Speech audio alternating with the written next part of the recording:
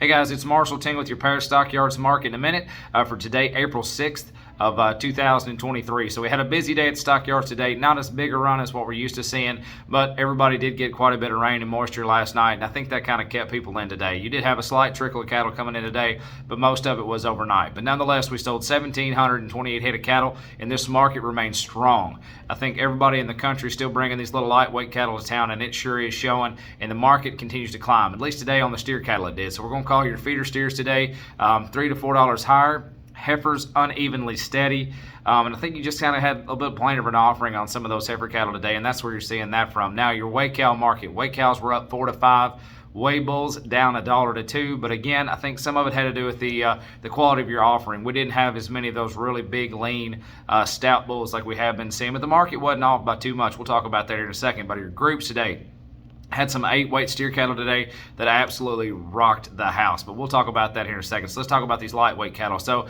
just as a quick note, we had some. We had one that weighed 2 heavy 2s right underneath that 3-weight mark on a steer cattle bring, $3.10. So he wasn't right at 3, but he was daggone close to it at $3.10. Now, your 3-weight steer cattle this week, you're looking at 222.5 to 266. They were going to top off at 292.5. So again, we're right there flirting with the 3 mark, and that one lighter one passed it by $10.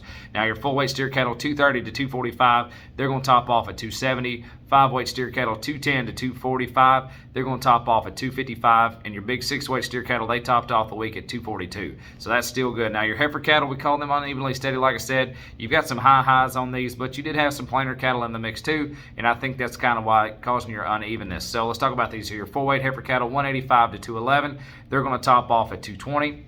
Your 5-weight heifer cattle, 180 to 199.5. They topped off at 213. And your big 6-weight heifer cattle, they're still topping the market at 207. So nothing to shun on your heifers at all. So like I said, your cow market was up today 4 to 5.